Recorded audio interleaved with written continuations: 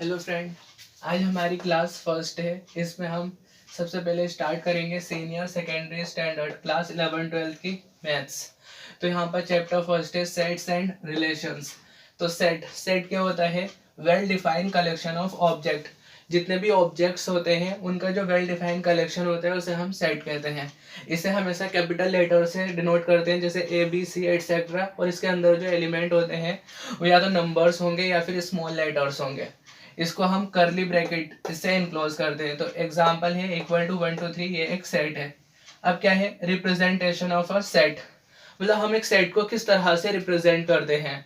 तो there are two methods to represent a set. First RTL, ये मैंने आपके लिए लिखा है ताकि आपको जल्दी से याद हो जाए। RTL, R means roster method, और टी है, T means tabular method, L means listed method.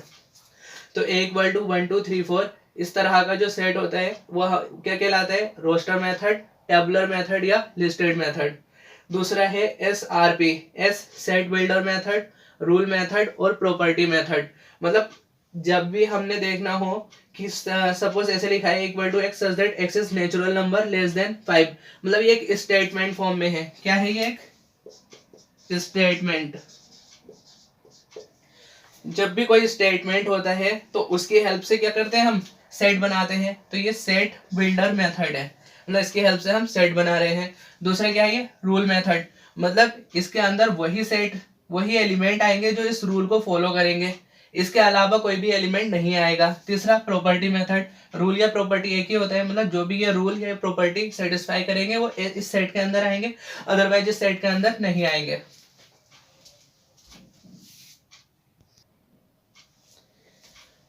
Now some standard set, कुछ स्टैंडर्ड सेट देख लेते हैं। तो फर्स्ट है N set of natural number. तो जितने भी काउंटिंग नंबर होते हैं वो नेचुरल नंबर होते हैं, तो इनका जो सेट होगा वो 1 2 3 4 5 एंड सो ऑन ये होगा। W set of whole number. तो जो भी काउंटिंग नंबर या सेट ऑफ नेचुरल नंबर में जीरो ऐड कर देंगे तो क्या आ जाएगा? सेट ऑफ होल नंबर आ जाएगा। Z set of integers. तो जितने भी positive number negative number zero के साथ में आएंगे और ये एक सेट बनाएंगे, वो सेट क्या होगा? Set of integers. Q set of rational numbers is equal to set x such that x equal to P upon Q, P comma Q are relatively prime and Q is non zero. तो ये set जो होगा rational number का set होगा। Q C set of irrational number, x x such that x belongs to R but x does not belongs to Q. इसका मतलब क्या? Are जो है वो सेट ऑफ रियल नंबर है, मतलब वो सारे रियल नंबर, मतलब जितने भी रियल नंबर होंगे उनमें से रेशनल नंबर नहीं आएंगे तो क्या बचेगा? Irrational number. तो वही होगा set of irrational number. R set of real numbers, तो जो पूरी रियल नंबर लाइन होती है इस तरह से, यहाँ माइनस इन्फिनिटी, यहाँ जीरो और यहाँ प्लस इन्फिनिटी।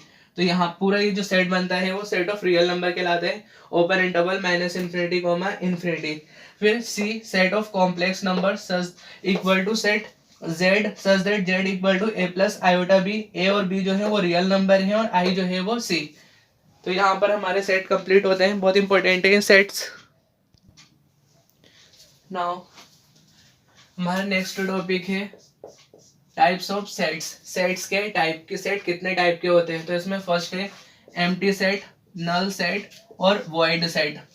तो एम्प्टी सेट, नल सेट और void set. A set contains no element is called empty set, और नल सेट और वॉइड सेट मतलब ऐसा सेट जो कोई भी एलिमेंट को कंटेन नहीं करता हो, एम्प्टी सेट, नल सेट या वॉइड सेट कहलाता है। जैसे ए इक्वल टू 5, ये एम्प्टी सेट होगा। A equal to curly bracket, इसके अंदर कुछ नहीं है तो ये भी एम्प्टी सेट, नल सेट या वॉइड सेट होगा। अब दूसरा है finite set. If N A equal to finite then set A is finite. N A क्या है? एन ए है number of elements in set A. तो मीन्स हमारे पास कोई सेट है उसमें हम नंबर फाइंड करेंगे कितने हैं, अगर वो नंबर फाइनाइट आ जाते हैं तो सेट फाइनाइट होगा, वो नंबर इनफाइनाइट आते हैं तो सेट हमारा इनफाइनाइट होगा। नाउ अब जो फोर्थ है हमारा इक्वल सेट्स। तो हम इक्वल सेट क्या होते हैं? Two sets A and B are said to be equal set if they contains exactly the same element. तो आपको सिर्फ इतना याद रखना है कि equal set contains exactly the same element, मतलब ऐसे सेट जो कि एग्जैक्टली सेम एलिमेंट को कंटेन करते हैं इक्वल सेट कहलाते हैं। For example A equal to 1 2 3 and B equal to 3 1 2। तो तो यहाँ पर देखो 1 ए में भी है और बी में भी है, 1 belongs to both A and B, 2 A में भी है और 2 बी में भी है, 2 belongs to both A and B, 3 A और बी दोनों में है, 3 belongs to both A and B, means since a and b contains exactly the same element, therefore a and b are equal set, equal है, then we can write a equal to b. now हमारा next set है equivalent set. तो suppose हमारे पास ए और B कोई दो set हैं, तो ये दो सेट इक्विवेलेंट सेट कहलाएंगे. कब? पहले हम इनके अंदर नंबर ऑफ एलिमेंट देखेंगे कितने हैं, तो दोनों के लिए नंबर ऑफ एलिमेंट फाइंड करेंगे. अगर वो इक्वल आ गया, means if na equal to nb, number of element in set A equal to number of element in set B, then A and B are equivalent set. तो इसके लिए example लिया हमने, A equal to 1 2 3 and B equal to 5 6 7. तो हमने na find करा, na equal to number of element in set A. तो set A में कितने एलिमेंट है? तो देखो यहाँ पर 1 2 3, तो टोटल 3 एलिमेंट है, तो na equal to 3. Similarly nb equal to number of element in set B is equal to 1 2 and 3. तो हमने देखा na 3 आ रहे हैं और nb जो है वो भी 3 आ रहे हैं, means na equal to nb.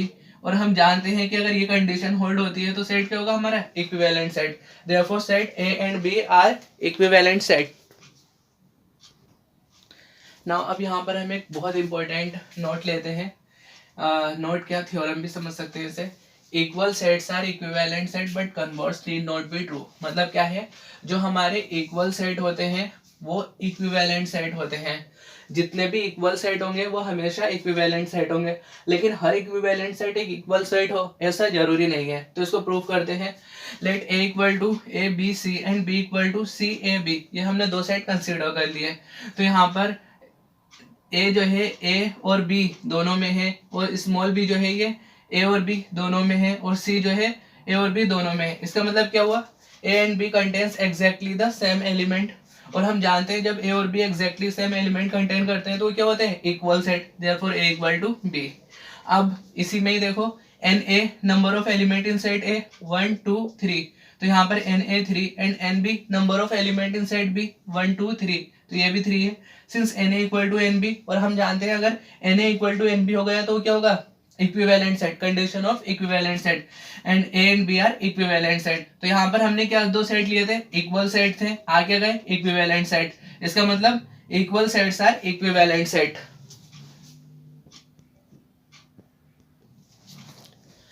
Now converse part देख लेते हैं. अब suppose a equal to 1 2 3 and b equal to pqr.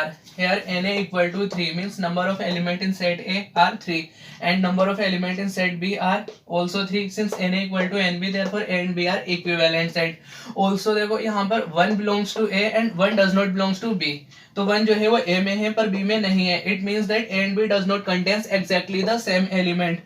This implies A is not equal to B. So ये जो सेट है वो इक्विवेलेंट तो है लेकिन इक्वल नहीं है. This implies we can say that equivalent set are not equal set.